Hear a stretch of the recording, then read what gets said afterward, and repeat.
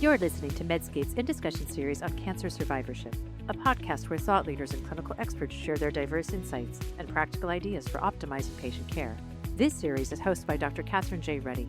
Dr. Ruddy is a professor of oncology at Mayo Clinic who provides medical oncology care to patients with breast cancer.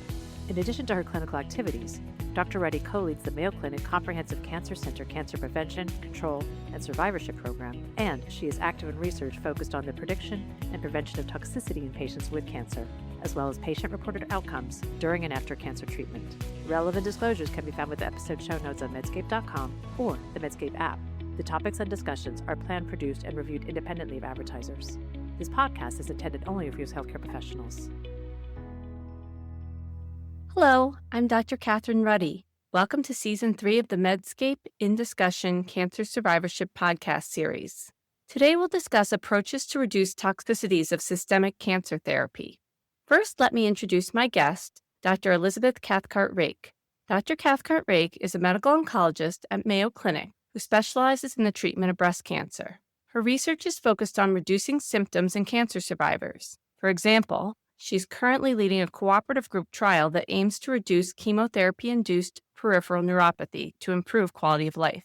Dr. Cathcart-Rake, welcome to the Medscape In Discussion Cancer Survivorship podcast. Thanks so much for having me. I want to start by asking you to talk a little bit about what some of the most common problems are amongst your patients due to systemic therapy. Well, there's a number of different systemic therapies that we use, and each come with their own side effects. So there are side effects to chemotherapy, and these are fairly well documented. Things like fatigue, neuropathy, nausea, vomiting, alopecia, and infectious risk. There are also side effects to endocrine therapies, so our hormonal blocking therapies that are more like vasomotor symptoms, hot flashes, night sweats, insomnia, mood changes, joint stiffness, vaginal dryness. And then there are side effects to newer agents like targeted therapies and antibody drug conjugates that are kind of our newer medicines to the breast oncology space. In oncology overall, immunotherapy has really revolutionized treatment. Are there specific side effects that you're seeing from immunotherapy? Yes, absolutely. And immune-related toxicities can really come up at any time. And there's a really broad group of side effects that fall under this bucket. It could be inflammation of nearly anything. So inflammation of the thyroid can cause thyroiditis or hypothyroidism, inflammation of the lung, pneumonitis, adrenalitis, hypophysitis, all those sort of itises. And many of these are managed with steroids and holding the offending agent, but these can also be really challenging.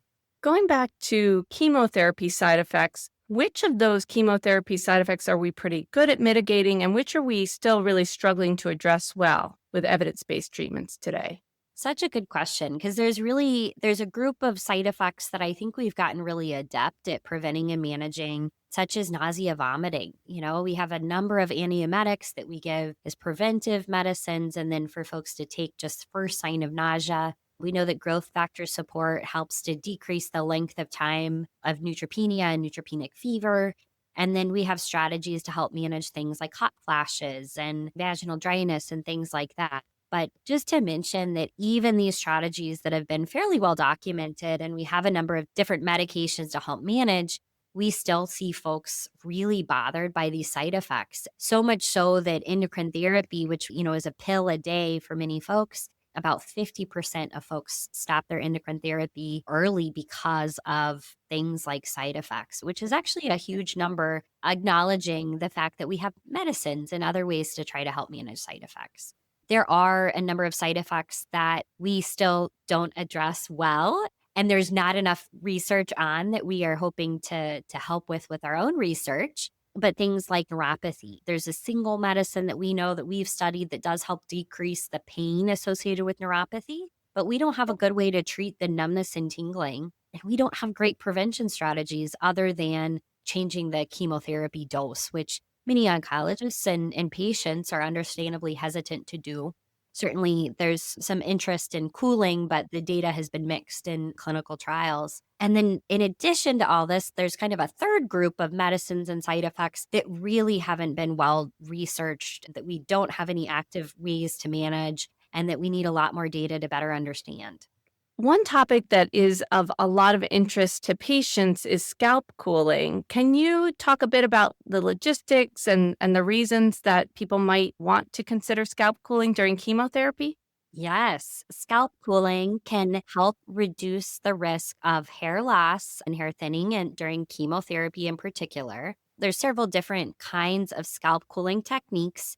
One is big companies that have scalp cooling devices in chemotherapy units.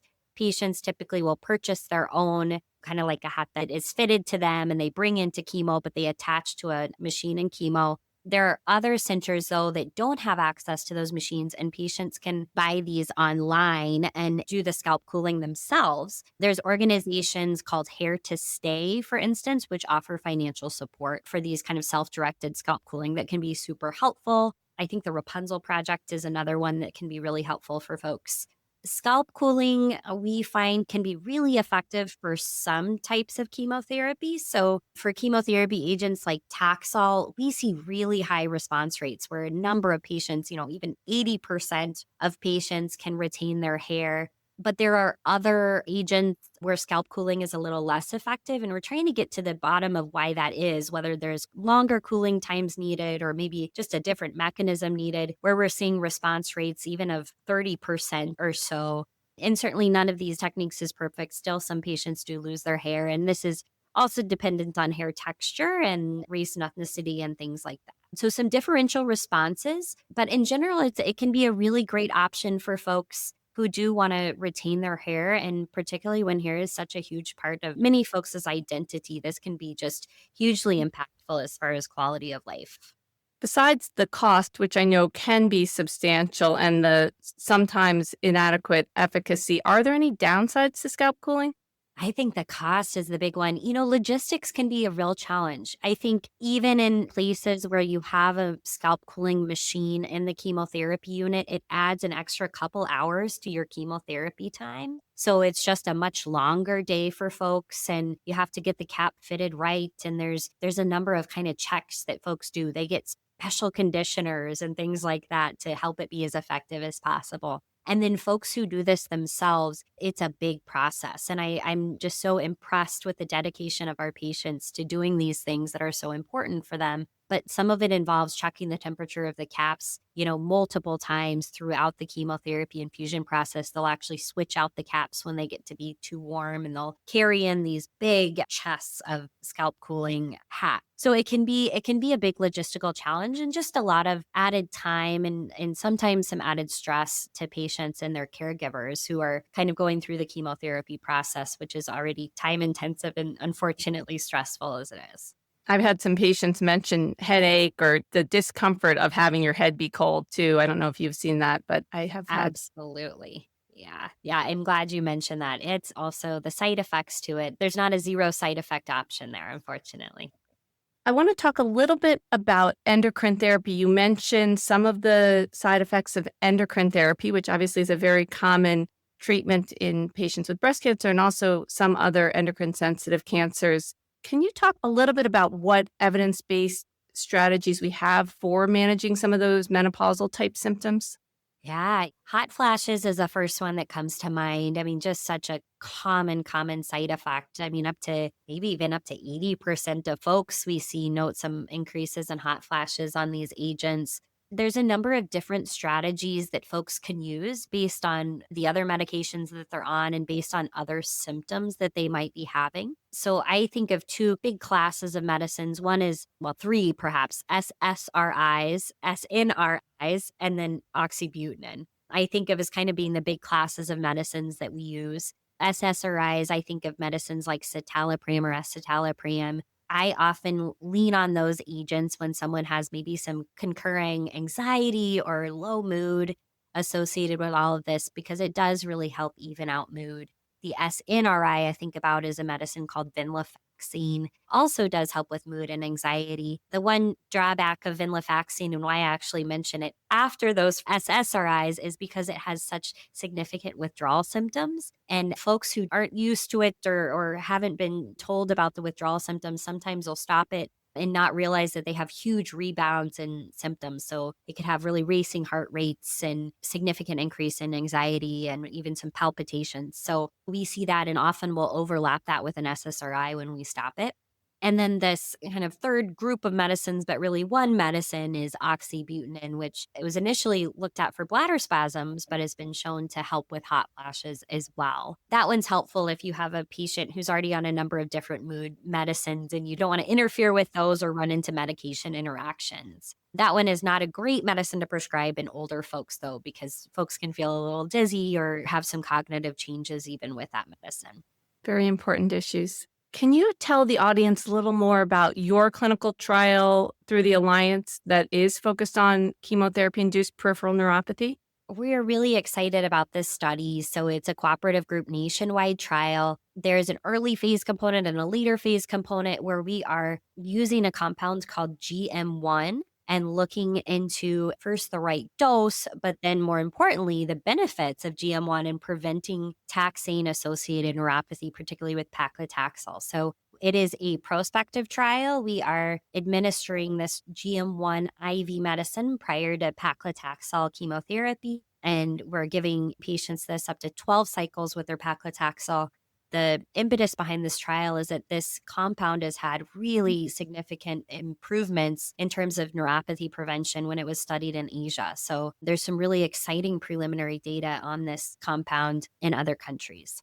You've also done some very interesting work on nasal vestibulitis. Can you tell us what is that and what might help patients with that? Yeah. Nasal vestibulitis is one of those side effects that I think is overlooked by a number of people because honestly, it sounds like a silly thing. Nasal discomfort, it sounds like a little thing, but I have had very few other side effects that I've had so many patients send me emails about and say, this is a huge problem.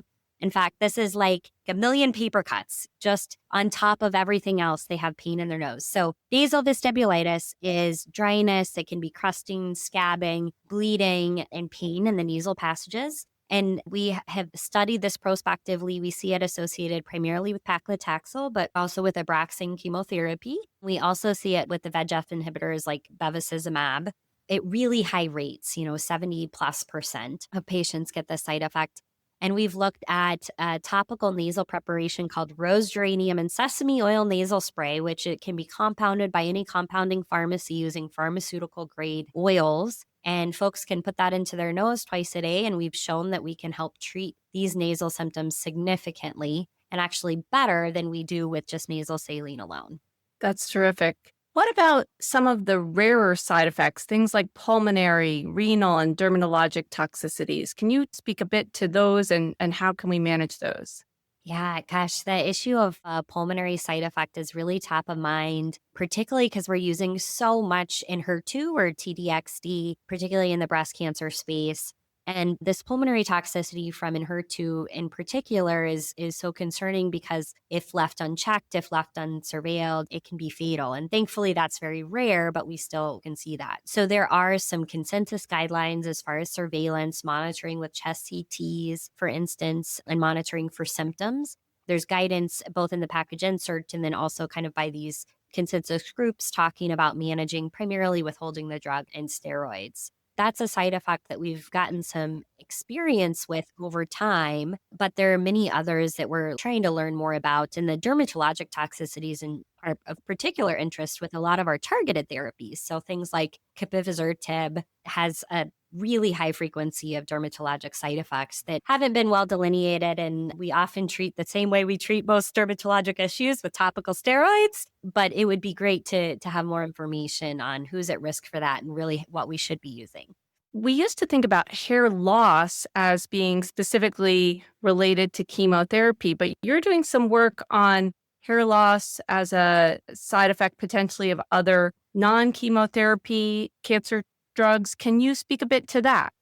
We do see, full hair loss with a variety of chemotherapies, which is a huge issue. But we're also realizing that a number of our endocrine therapies and targeted therapies also cause significant hair thinning and actually big changes in hair texture. So we're seeing this a lot more now that we're prescribing more CDK4/6 inhibitors, so ribociclib and abemaciclib in the adjuvant setting. We're seeing more hair loss and hair thinning with those. We're also seeing some of it just with endocrine therapy alone, so tamoxifen and AIs. And this really hasn't been categorized as far as frequency and severity prospectively. So we have a prospective study where we're trying to quantify the number of patients who experience this and what patients are experiencing from a hair thinning perspective on endocrine therapy and CDK4/6 inhibitors. And then we're really hopeful that we'll be able to follow up with treatment trials looking into ways to try to help prevent this. While hair thinning is milder than complete hair loss, these therapies continue for 2 to 3 years. And for endocrine therapy, this is 5 years. So this is a long-term toxicity that can be really challenging for patients. Absolutely. That is so important. Thinking about these side effects more generally, you've talked about so many important issues today. How can we make sure that our patients know that we as oncologists want to hear about their side effects? Obviously, we can't manage well if we don't know that somebody's suffering from something.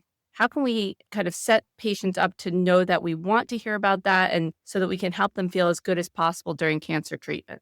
I think there's a number of ways to do this. Often on clinical trials, we ask folks about very specific symptoms and we have very specific grading scales, which are really important. And I don't advocate changing that. However, I also think asking open-ended questions is hugely important and just saying, if you could bring up just 1 or 2 side effects that you feel like if we could change this, this would really change your quality of life in the course of this. What are those symptoms?